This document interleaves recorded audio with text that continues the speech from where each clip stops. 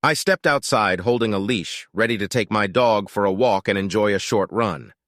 As I observed my neighbors starting their cars and heading to work, I let out a deep sigh, realizing I had no office or workplace to rush to anymore. Following my business's bankruptcy, I was stuck with a huge pile of debt, and I'd be spending another day at home trying to revive my once thriving business, which had met with nothing but failure. The weight of these setbacks left me feeling lost in a world that continued moving forward without me. I noticed my neighbor James walking over from his well-maintained driveway. James ran a successful car import business and often had different luxury cars parked outside his house. Today was no exception, and James walked confidently with a big grin. James greeted me cheerfully, almost too cheerful. I responded with a forced smile, even though I noticed his grin seemed to grow wider. I remarked on another day of relaxation for him, though his comments stung. I calmly mentioned that every day brings its own challenges. James just chuckled and said he had cars to import, then strolled away. I watched him go, reminding myself not to let his insensitive remarks affect me. I knew some people couldn't resist the urge to gloat. Returning home used to bring me great comfort, but now it felt like stepping into a storm, not because of the walls or the furniture, but because of someone who lived there. My wife, Nicole. Nicole, who worked as an insurance agent, had grown distant and cold since my financial troubles began. The difference was stark. Gone were the days when she would excitedly call me to come home early for a romantic dinner, or snuggle on the couch for a movie. Their conversations, once warm and affectionate, had become brief and mechanical. The home that had once been a sanctuary of love now felt like a reminder of what we had lost. I attempted to bridge the growing gap between us by mentioning the times when Nicole used to check on me during the day. Nicole responded curtly without looking up from her papers, indicating that things change. One evening after returning from work, I gathered the courage to approach Nicole, driven by my longing to rekindle the closeness we had once shared. I softly brought up our first anniversary, recalling the candlelight dinner on the terrace and our dance under the stars. Nicole looked up from her laptop with an unreadable expression and inquired about the purpose of my remarks. I confessed, saying, I miss us. I miss how things used to be. She audibly sighed, closed her laptop, and explained that she didn't have time for this at the moment, as she was swamped with work. She emphasized that being at home didn't grant her the luxury to sit around and reminisce. I felt a sharp sense of rejection and expressed my desire to spend time together as we used to. Nicole's eyes hardened as she mentioned that times had changed, highlighting her responsibilities while I pursued my activities. She indicated that she didn't have time for sweet talk and suggested that we could discuss things when she wasn't buried with work. I nodded, feeling the weight of the distance between us. All right, Nicole, whenever you're ready. As I walked away, the cold silence of our home felt more pronounced than ever. While walking through the park with my dog, a newfound optimism began to well up within me. Despite the failure of my business, I realized it was just one obstacle in the grand scheme of life. I whispered to myself, patting my dog, "It's just another challenge. I can and will rise again." Upon returning home from the dog walk, I noticed Nicole at the dressing table, gracefully applying lipstick and makeup. Her reflection caught my eyes, evoking memories of the early days of our love. I approached her with a gentle smile and complimented her beauty. Nicole didn't even glance at me. She continued applying her makeup. A moment later, when she was finished, she looked at her own reflection and smiled, remarking, "I am beautiful." In an effort to bridge the gap between us, I casually inquired about her work schedule for the evening. She paused, eyeing me curiously.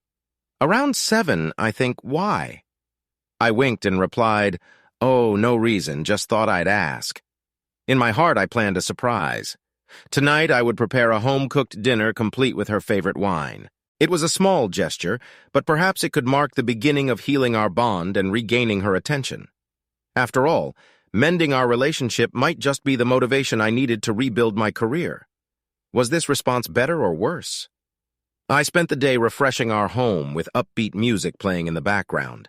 I wanted the atmosphere to radiate warmth and welcome for Nicole's return.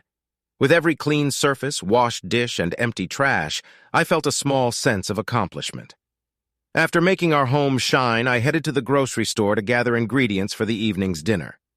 As an afterthought, I decided to visit the wine store to get Nicole's favorite wine. Upon entering, the familiar doorbell chime greeted me, and Pam, the saleswoman, recognized me with excitement. Pam greeted me, saying it had been a while and asking how I'd been. I gave a half smile and replied that I had had better days, but was getting by.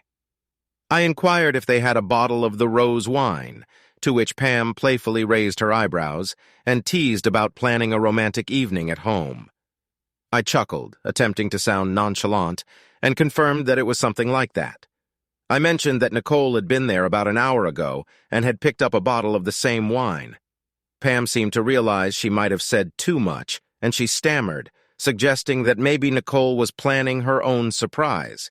Clearing her throat, she efficiently wrapped the bottle for me, hoping to change the subject. As I headed home, my hopeful mood was replaced by a swirl of thoughts. I contemplated the possibilities. Could Nicole also be preparing a surprise for me? But why would she buy the wine in the afternoon? I gripped the steering wheel, a mix of anticipation and anxiety taking hold. I decided not to jump to conclusions. One thing was certain. I'd find out soon. Pulling into my driveway, I took a deep breath to calm my racing thoughts and set to work. The aroma of the dinner I'd prepared filled the house, offering a temporary distraction from my swirling thoughts. I glanced at the clock, 7:45.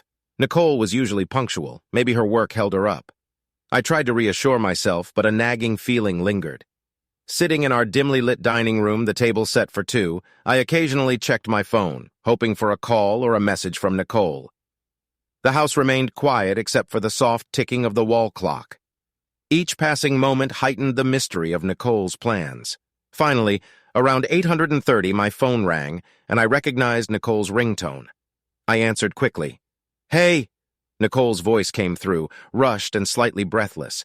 "Hey, babe, where are you?" I asked, masking my concern. "I'm so sorry, Robert," she replied hurriedly. "An unexpected business trip came up, and I couldn't turn it down. My boss insisted." I tried to digest the news. "Oh, okay, but can't you leave in the morning or something? I'm actually already on my way there." She sighed and added, "It's a significant opportunity. You could open some doors for me." I took a deep breath.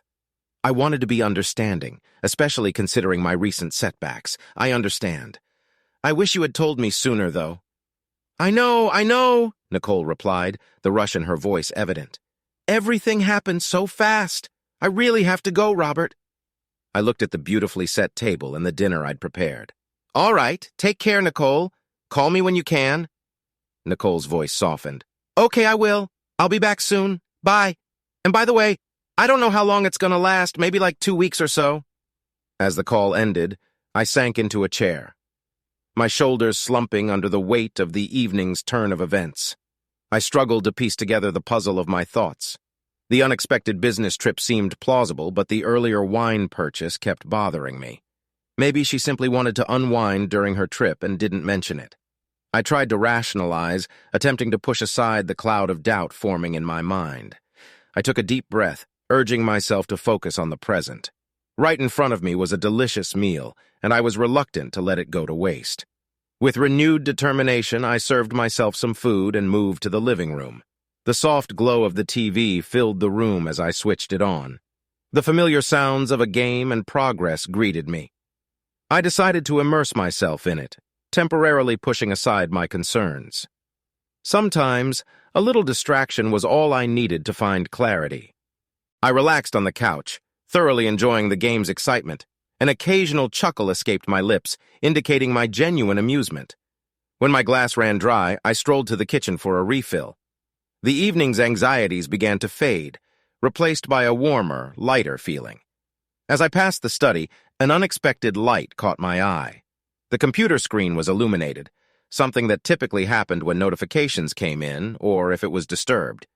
Curiosity got the better of me, and I stepped into the study, switching on the overhead light. I'm used to myself that maybe someone had left the computer on after having one too many drinks. But just as I was about to leave, another noise from the computer halted me in my tracks. A small pop-up in the screen's lower corner grabbed my attention, displaying the message, "Photos successfully synced." With raised eyebrows, I approached the computer and clicked on the notification. The screen showed the loading icon for a moment before revealing a list of files, all time-stamped from just hours ago. Tentatively, I opened one of the files, and the image started loading from top to bottom, gradually revealing a familiar face. As the image continued to load, Nicole's smiling face appeared, and her surroundings became clearer. By the time the image fully rendered, my heart sank. There she was, my wife, playfully taking a selfie while sitting on her boss's lap. The realization weighed heavily on me, and I slumped into a nearby chair, holding my head in my hands. All the doubts and suspicions that I had pushed aside came rushing back, now confirmed by the undeniable truth on the screen. The room seemed to close in on me as I stared at the image. The playful glint in Nicole's eyes, the familiarity with which she leaned into her boss. It all painted a story that I didn't want to believe. The wine I had consumed turned uneasily in my stomach. I returned to the list of files, clicking on another one. A sequence of photos revealed Nicole and her boss at a fancy bar. In some pictures, they were laughing and toasting with their glasses. In others, they were engaged in deep conversation, their faces close together. With each image, the reality of the situation became more evident. The evening's attempts to rekindle our relationship, the dinner I had prepared with care. It all seemed to taunt me now. A confusing mix of anger, pain, and betrayal flooded me, and most of all, I felt an overpowering sense of loss. I got up and returned to the living room, no longer interested in the wine I held. I was now looking for something stronger. With a light drizzle outside, I put on my coat and headed out. Slowly, I made my way to the liquor store. As I walked, my heart ached with pain. I could feel myself shattering into numerous pieces. Memories of the joyful times I shared with Nicole replayed in my mind, but now they were tinged with sadness. The question, why, echoed repeatedly. Why did Nicole grow distant? Was it because I had failed as a provider? I remembered the times when my business was thriving, when we both had big dreams. I had once enthusiastically promised Nicole the latest Mercedes, a symbol of success and luxury. But I never followed through on that promise. Could that unkept promise be a part of why she distanced herself? Or was it something more? It was hard to pinpoint one reason. Since it was a combination of many small things, overlooked moments, and unspoken emotions, all I knew for certain was that our relationship had changed, leaving me with a profound sense of loss and confusion. I entered the store, rainwater dripping from my face and soaking my coat. Pam, upon recognizing me, noticed the fading smile on my face and paused for a moment, searching for the right word. "Hey, Robert," she began gently. "Having a tough day?" My voice was low, almost a whisper. "Whiskey, please." Pam, perceptive as always, sensed that something was amiss. "Are you sure about that?" "You know, if you need someone to talk to," but I simply shook my head, interrupting her. "Just the whiskey, thanks." I took the bottle, offered a brief, wary smile, and left the store. I didn't wait until I got home to open the whiskey. After a few swallows, the world began to spin. The drink heightened my emotions, breaking down my usual defenses. Stumbling a bit, I began speaking louder to strangers passing by. "Hey there," I slurred, pointing at no one in particular. "Do you know my wife?" "She's off somewhere having the time of her life with her boss, and here I am, celebrating." I laughed bitterly, my words dripping with sarcasm. "Yep, a one-man party, that's me." As time passed, my speech became increasingly incoherent. I began to sing fragments of a song that had played in my home earlier, the same song meant to accompany a romantic dinner for two. My voice wavered, sometimes staying on key, other times going entirely off tune. The sadness in my rendition was palpable, the melody mirroring my broken heart. Stumbling along the sidewalk, I realized I had lost my whiskey bottle. Looking I had finished it, I decided to return to the store for another. As I swayed and muttered to myself, I reached into my pocket for money, but it was nowhere to be found.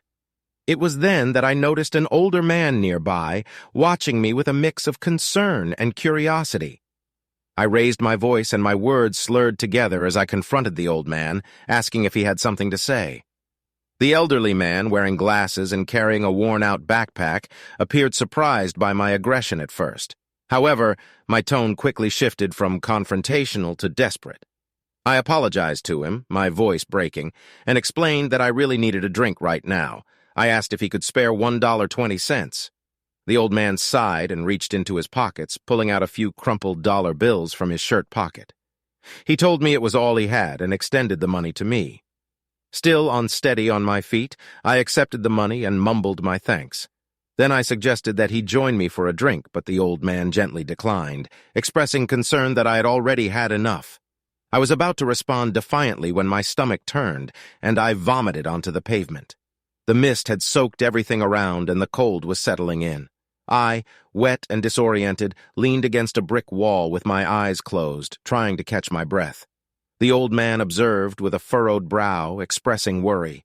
He prodded gently, asking if I lived nearby. In my hardly coherent state, I simply murmured that I wanted to sleep. Surveying the nearly deserted street with the dim light from a nearby lamppost, casting long shadows on the wet pavement, the old man expressed concern that it wasn't a suitable place to sleep, especially in such weather conditions. He mustered his strength and helped me to my feet, taking most of my weight. Encouraging me, the old man led me toward a nearby bridge. Below the bridge, hidden from the rain and prying eyes, was a small makeshift shelter that served as the old man's temporary home. It was constructed from discarded materials and tarps, offering limited comfort, but at least being dry and relatively warm. I stirred awake the soft chirping of morning birds filling my ears. My surroundings seemed unfamiliar, a murky haze blurring my vision. My skull throbbed with pain from the previous night's excesses. I winced as I tried to make sense of where I was. The dim light revealed a simple wooden shelter. With a groan, I pushed back the curtain and stepped outside, attempting to orient myself. Next to a gentle river, an elderly man sat calmly, casting his fishing line. His posture remained relaxed, and his hands displayed steadiness, despite the evident marks of time on his skin. The cautiously approaching man greeted me with a knowing smile and remarked that it took me a while to wake up, and that we had a bit too much fun the previous night. Momentarily taken aback by the man's warmth, I stammered, expressing my lack of memory regarding how I ended up there. The man, named Jim Hughes, chuckled, and explained that I had consumed too much alcohol the night before, leading to me passing out on the pavement. He mentioned that it didn't feel right to leave me there, so he brought me to this place. My cheeks reddened with embarrassment, and I thanked Jim while expressing my hope that I hadn't caused any trouble. Jim leaned back, and the sun reflected off his aged eyes, as he admitted that I had been a bit loud, particularly in my shouts about my wife. Feeling the weight of the previous night's events, I apologized and explained that I had been going through a tough time lately. Jim's gaze softened, and he offered comforting words, mentioning that he had been in a similar situation, experiencing grief and feeling lost. He shared some wisdom, stating that pain has its own way of healing, and that time can help. Jim suggested having breakfast for the moment. Without hesitation, I blurted out a request for something to drink, citing the splitting headache I was experiencing. Jim chuckled, showing he had already anticipated this, and soon the delightful aroma of simmering fish soup filled the air. I watched as Jim skillfully prepared the meal, and I couldn't help but express how heavenly it smelled. Jim replied with a wink, attributing it to an old family recipe perfect for mornings like these. As we enjoyed the warmth and flavor of the fish soup under the open sky, Jim took a moment to offer me some advice.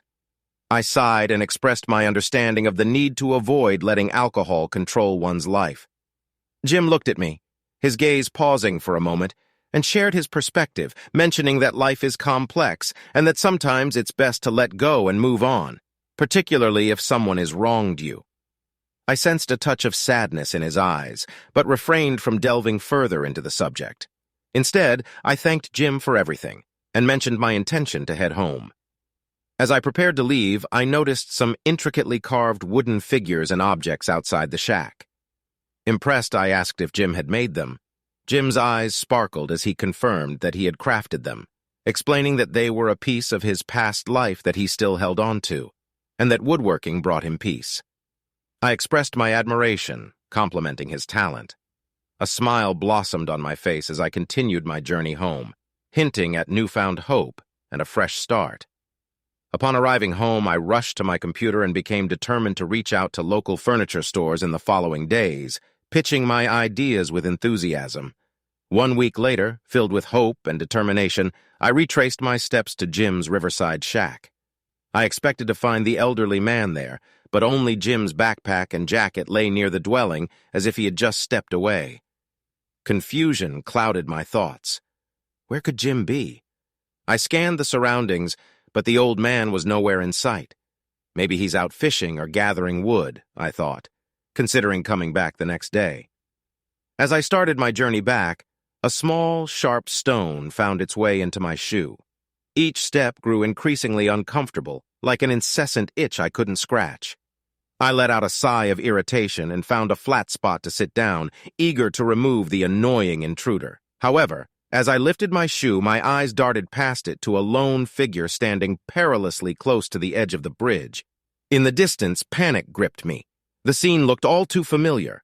Without a second thought, I quickly put my shoe back on, not even bothering to tie the laces. I shouted with desperation as I saw the person too close to the edge of the bridge, fearing the worst. I hoped that with each rapid step I could reach them in time, praying they would hear me and step back to safety. My feet thudded against the wooden planks of the bridge, and as I got closer, Jim's figure became clearer. Initially relieved to find my friend, my smile disappeared when I noticed a coiled rope on the ground next to Jim, replacing my relief with gut-wrenching fear. His eyes, filled with pain and unshed tears, met mine, conveying the despair that words couldn't express. Without hesitation, I approached Jim with slow and deliberate movements, careful not to startle him. I reached out and put an arm securely around his shoulders. We stood there together, two souls on that bridge, sharing a moment of raw vulnerability. I tightened my grip, feeling Jim's body tremble. As Jim's tears finally flowed, I pulled him into a tight embrace, the weight of the moment pressing down on us both. "It's okay," I murmured softly into Jim's ear, my voice steady and reassuring. "I'm here. We'll face this together." Sitting side by side on the bridge, Jim slowly began to share his story with me, unraveling the threads of his life step by step. He began by mentioning his service to the country and his job at a food processing plant, emphasizing that it may not have been glamorous, but it was honest labor. Jim's voice carried a weary tone as he recounted his journey, mentioning that he had secured a small apartment and had done everything he could to provide for his daughter, who meant the world to him. The weight of his memories was palpable as he rubbed his forehead. He continued, explaining that he lost his job when the plant downsized and missed a rent payment, leading to his eviction just a week later. Jim expressed how he had felt like he had nothing and no safety net. His pain etched in his eyes, Jim continued his story, describing how it had felt like every door was closing on him. He mentioned returning to his hometown with the hope of better luck, but faced difficulties due to his lack of a permanent address. Even job interviews ended in rejection because of his history of job loss. Jim looked down and fidgeted with his hands, conveying his anguish as he recounted how he was picked up for sleeping in places he shouldn't have been and fell seriously ill. He shared the scarcity of assistance and how he eventually found refuge in a friend's van, which was temporary. He mentioned stumbling upon the shack by the bridge, which had become his makeshift home. He let out a heavy sigh, expressing that the most painful part had been knowing his daughter was out there, thinking her father had abandoned her. Jim had been deeply despondent, feeling lost and without any hope for a brighter future. He had reached the bridge in a state of despair. My heart unexpectedly went out to Jim. This elderly man, with his gentle demeanor and genuine smile, stirred a protective instinct within me. As we walked back to the shack together, I spoke with genuine warmth, telling Jim that life had thrown some hard punches his way, but he was not alone in this battle anymore. Jim's eyes glistened with a mix of gratitude and astonishment, and my mind raced with possibilities. I had a vision, and Jim possessed the skills, so I proposed to Jim the idea of partnering with me and starting a small furniture business, possibly beginning with crafting cradles. Jim looked taken aback by the unexpected proposal, but slowly a glimmer of hope began to shine in his eyes, a light that had been missing for a long time. He asked hesitantly if I would trust him with that endeavor, to which I replied confidently that I wouldn't have offered if I didn't. For the following 2 weeks, the garage at my house echoed with the sounds of sawing, hammering, and laughter as we skillfully crafted exquisite wooden cradles. Each piece carried a story of hope and fresh beginnings. Jim became more than just a guest in my home. We shared meals, stories, and dreams, becoming like family with each passing day. I loaded the beautifully crafted wooden cradles into my truck and headed to the local furniture stores. Cradles immediately caught the attention of store owners with their intricate designs and expert craftsmanship. When one store owner inquired about the craftsman, I proudly told them about my friend Jim, emphasizing his remarkable talent. It didn't take long for the cradles to gain popularity. Customers appreciated their uniqueness and the exceptional craftsmanship that went into each piece. Word spread, and soon more and more stores were reaching out to me and Jim with orders. One day my smartphone displayed my wife Nicole's name, filling me with anticipation and memories. In a brief conversation, Nicole mentioned a delay and the possibility of an extended trip abroad. When I inquired about what was going on, there was a moment of silence, followed by Nicole clearing her throat. She then explained her urgent need for a loan, hesitating due to our history and the abruptness of her request. I eventually conveyed my inability, explaining, "Nicole, I'm sorry, but I can't do that right now." Her irritation was audible, and she sighed and responded sharply with a "fine and forget it," before abruptly ending the call. Jim and my collaboration had taken off, and the demand for our finely crafted cradles was on the rise. Our small workspace was quickly becoming inadequate to handle the expanding business. As time passed, it became evident that we needed more space to accommodate our growing enterprise. I recalled a conversation with my friend Mark, who mentioned owning an old barn just outside of town. It was spacious, sturdy, and had been vacant for years. The transition to the barn went smoothly, and we hired a couple of eager local workers who were enthusiastic about learning the craft and becoming part of our growing success. I began to oversee operations more frequently from my home office. One evening, after a long day at the barn, Jim returned home to a pleasant surprise. Upon entering the house, he found me bustling around in the kitchen, which was an unusual sight. Typically, we would share a simple dinner with the rest of the crew back at the barn before calling it a day. However, this evening was different. The table was neatly set, and the delicious aroma filled the air. Seeing Jim standing there, somewhat perplexed, I motioned for him to take a seat at the table. "Sit down, Jim. Dinner will be ready shortly," I said with a friendly smile. Jim, though confused, complied and took a seat, observing me as I moved about the kitchen with determination. Eventually, I joined him at the table, removing my apron, and my face lit up with a wide grin, piquing Jim's curiosity. "I hope you won't be upset, Jim," I began, my eyes gleaming with an indescribable emotion. Before Jim could inquire further, the doorbell rang. I quickly answered it, and a moment later a young girl hesitantly entered the room, her eyes filled with curiosity as she took in the unfamiliar surroundings. A woman followed closely behind. Jim's face shifted from pale to flushed with emotion as he recognized his daughter, Mindy. He rose from his seat, stumbling slightly as he rushed towards her. They embraced tightly, their emotions needing no words to convey their feelings. In them I stood with the young girl, Kristen, smiling warmly at the heartwarming reunion. Mindy's voice quivered as she spoke amidst tears, expressing, "I thought I'd never see you again, Dad." Jim choked out with a trembling voice, "I'm so sorry, sweetheart. I should have reached out." In a soft tone, Mindy said, "You should have, Dad, but it's okay now," as she stroked her father's hair. Jim nodded, clinging to his daughter as if she would vanish if he let go. He then looked at Kristen and then at Mindy, slightly confused. Mindy laughed and informed him, "Yes, that's Kristen." Jim gazed at his granddaughter, a lovely little girl he had only seen as an infant in pictures. I clapped my hands, gently drawing their attention, and informed them, "Well, everyone, dinner is ready. Please come to the table." As they gathered around the table, Mindy shared her struggles of the past month. Her obsession with finding her father had strained her relationship with her husband, ultimately leading to their separation. It had been a challenging journey, but at that moment, with her father by her side and new friends around, Mindy felt a sense of peace and closure she hadn't experienced in a long time. The warmth and laughter in my home multiplied with Mindy and Kristen's presence. They added a delightful energy that I recognized was healing for me. I invited them to stay, knowing how much it would help my friend rebuild the lost bond. One evening, while engrossed in paperwork in my home office, The main door squeaked open. It wasn't Jim or Mindy, and I knew this because they always announced their return cheerfully. Glancing out, I saw Nicole. She appeared weary, with slumped shoulders and dark circles under her eyes. She sighed, dropped her bags, and stretched. That trip was quite an experience. I watched her silently, a furrow forming on my forehead.